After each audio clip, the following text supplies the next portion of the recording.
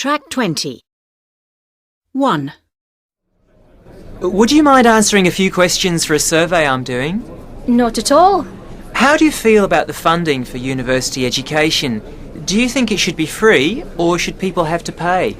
Well, in the past, I used to believe that university education was a basic right and should be free, but... But you don't now? Well, it's hard to say.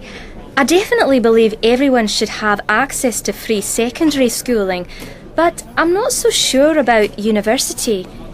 People sometimes don't value things when they're free. Oh, I don't know about that. 2. As a medical student, how do you feel about the idea of private healthcare? I'm really against it. I think it's everybody's basic right to receive free medical treatment. Yes, but look at the mess the National Health Service is in here.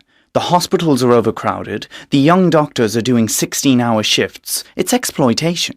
Yes, but at least we have a health service. Well, I think basic treatment should be available in public hospitals, but if people have the money, they should also be able to have private treatment. But then you have a dual system. One for the rich and one for the poor. 3. So, Joe, how are you going with your assignments on alternative energy sources since our discussion last week? Well, one thing is certain, the nuclear debate is back. We've seen how much pollution oil and coal-fired power stations generate, and the consequences of global warming are now really clear. So we have to find an alternative. But it doesn't have to be nuclear, surely. What about wind or solar energy? And Yes, we know about all that, but it isn't sustainable.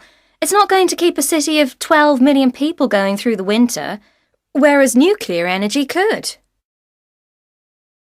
4. Do you think it's a good policy to encourage young people to stay on at school after the age of 16?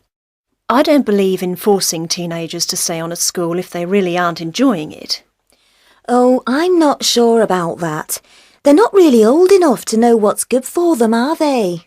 Yes, but school can be very boring. I think a lot of kids are better off leaving school at 16 and learning a trade, something like hairdressing or building or carpentry. There's a desperate shortage of these people, Maybe. But I really regret leaving school early, just because I wasn't encouraged to stay on. 5.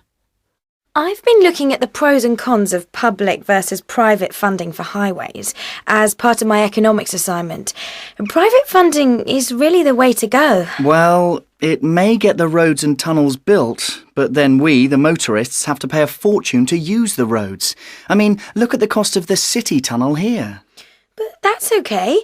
If you use the road, you should pay for it. They've been building toll roads like this for years in places like France and Italy and America. Yes, I know, but I still think the state should fund this kind of thing.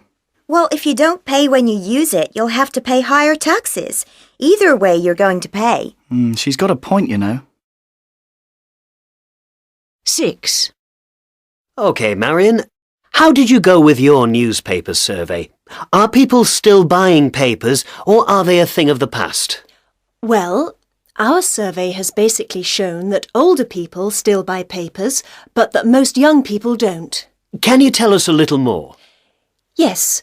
Well, 80% of the people under 25 that I interviewed said they didn't buy a paper, but read the news on the internet. That's interesting. And what did you discover, Rosa? Well, my group of over 25s nearly all bought a newspaper each day,